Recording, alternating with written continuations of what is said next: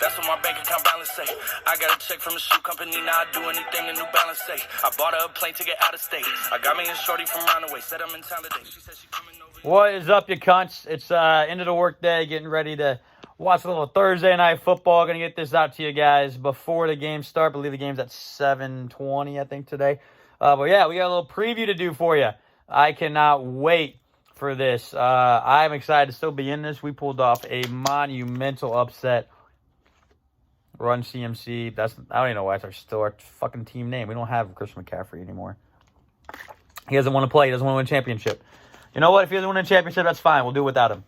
But let's highlight some matchups here. So the first matchup we have is O'Leary versus Brewster. Right now, it's actually kind of insane. The projections that we have are almost identical of the score that Brewster beat O'Leary with back in week 6. But for O'Leary, he does have Miles Sanders, who's had a pretty good couple weeks for the Eagles. And then still, Derrick Henry just chilling on the bench, number 3 running back in all football for O'Leary. And then for Brewster, Brewster does have Jared Goff, who's been playing a lot better for the Rams. I'm still not really a believer in Goff, but he's been looking better.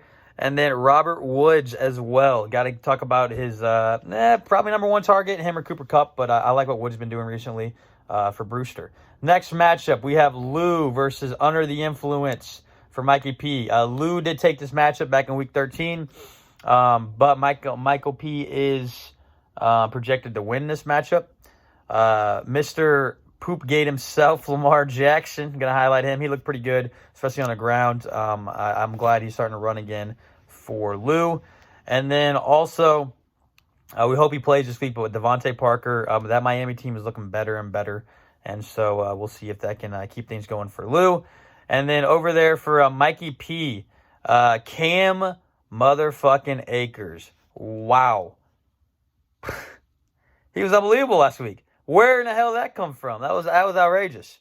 And then, of course, the man, Travis Kelce. I want to highlight him because Travis Kelce has a chance to be the first tight end in the history of football to lead the league in receiving yards. Let that sink in for a second. Just let it sink in. Wow. I think he's at like 1,250 yards or something like that. He's had an unbelievable season. Like, he's a wide receiver dressed up as a tight end. He's unbelievable. Next matchup, one of the best rivalries in our sport. Eric versus Cody. Cody to take this matchup back in week 9. Cody is projected to lose this matchup. But, I mean, projections mean what projections mean. I mean, they don't really mean that much. But for Cody, he does have the number 2 quarterback in all of football, Aaron Rodgers. Fantastic. And then David Montgomery's been really good recently as well for him. And for Eric, Michael Thomas, he did get a question. His entire fucking team is questionable for Eric. But Michael Thomas, hopefully he plays this week. That could be a really big matchup for him against Kansas City. And then Brandon Cooks, obviously he's questionable still with that concussion, but I would love to see him play because I do really like Brandon Cooks. And he would be the number 1 receiver without Will Fuller. Now we're moving on to the winners bracket consolation. These are teams that lost in the last rounds. So we have Elliott, who got bounced by Harris, and then we have Troy, who got bounced by Danny. So they are matching up, and actually in week 4, Elliott took this matchup. But they are playing here in this winner's consolation. The winner will be playing for 5th place next week. Loser will be playing for 7th. In this matchup for Elliott, he does have DK Metcalf, number 3 wide receiver this year. He's been absolutely unbelievable. Would highly, highly think that he might be a keeper for him next year. And then Justin Jefferson, though, he could be a keeper as well. He's been absolutely outrageously good. Didn't have the best week last week, but he has a tough matchup this week as well, though, against Chicago. But Justin Jefferson is a future number 1 receiver for a lot of years for Minnesota. And then for Troy, does have some injuries, of course. His team a little hurt last week. But that's what happens. You got to have that depth. I kind of think I mentioned that to Troy this year, that he had a very, very good top-heavy team, but you get those injuries, it's really tough. But one guy who has not been injured this year is Mr. Patrick Mahomes, and he is really good. He's a really good football player. Really good football player. He's awesome. But yeah, he was great. He was not his like superhuman self last week, but he was really good. And then Naheem Hines, he's had a really good year. Wanted to highlight him. He's got a pretty favorable matchup against Houston this week. And then the other winner's consolation bracket is Richie versus Galley, actually a 2 versus a 3 seed. Everybody thought that might be the semifinal matchup, but we had a couple upsets over there in the bottom of the bracket. Winner of this bracket, or winner of this game, will play for 5th place. Loser will play for 7th. For Richie, Richie does have Aaron Jones. Aaron Jones, probably the second best Aaron on that offense, but still very, very good. He had a nice week again last week. Hashtag free Aaron Jones. And then Deontay Johnson. He had some fumbling issues, so he got benched in Pittsburgh's game. But Deontay Johnson is an extremely talented wide receiver, and you hope that he gets a little bit of run this week. This matchup did actually happen in Week 9, and Galley took this matchup. For Galley, he does have Brandon Ayuk. Brandon Ayuk is absolutely unbelievable. I love what Brandon Ayuk brings to the table. I think he has a chance to be really, really good. And then also, can you guys believe that Tyreek Hill is the number 1 wide receiver in fantasy football? So that means the Chiefs have a number 1 quarterback, number 1 wide receiver, and number 1 tight end. That's insane. That's fucking insane. So there's that. And then now we get into the 2 semifinal matchups. Massive matchups here. The first one, we have the 7 seed versus the 6 seed. It's me against Lipoff. This is, I believe, a rematch of last year's championship. Let me check on that real quick. I was going to do that before the video, but I forgot to pull that up.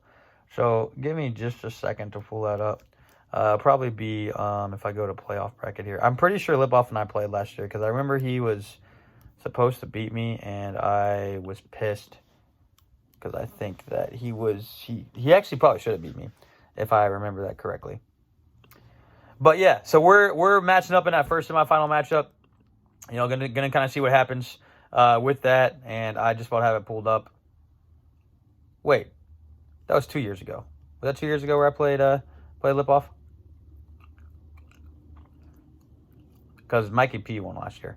Yeah, 2 years ago I played Lipoff in the championship. That's right. My bad, guys. So yeah, this was a rematch of 2 years ago because last year Mikey P beat me in the semis. That makes sense. So yeah, for my team, Jonathan Taylor starting to play like a beast. Starting to play like the guy I drafted him to be. Really excited about that. If for some reason Christian McCaffrey comes back, I love my chances. If not, I don't love him quite as much. But yeah, we have him and DeAndre Hopkins starting to still do his thing. He's number 4 wide receiver in all of football. Would love if he would continue to do his thing. And then for Lipoff, he still has a really good team, man. Devontae Adams, I'm going to have to hope that he doesn't drop the 29 that he's averaging because he is so good. And then he has one of the best defenses also in football with the Colts. A big matchup between Lipoff and I for that spot in the finals, and the loser will play in the 3rd place game. And then the other semifinals is Danny versus Harris. This did happen back in Week 8, and it was so ugly. But Harris won 81-76.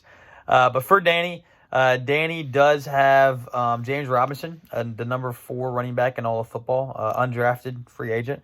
He is questionable, so hope he does play this week. And then Austin Eckler. Austin Eckler is supposed to play tonight. He is questionable for the Thursday night game. Want to get this out to you guys before Thursday night.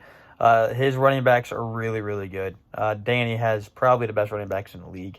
So we'll see if he can take down the big number 1 seed, Harris, trying to cap off an unbelievable regular season with a championship belt. But he does have Kyler Murray. Kyler Murray starting to look a little more healthy. We'll see if he can continue on with that. And then Alvin Kamara. I don't think Drew Brees is playing this week, which would be very helpful for Kamara. But we'll see. Kamara is still number 2 running back in all of football. So that's our those are our rankings. Harris versus Danny in one semi, me against Lipoff in the other. The 2 winners will face off next week in a championship. Very excited for that. I hope you guys have a great weekend. That's all I got. The commish is out.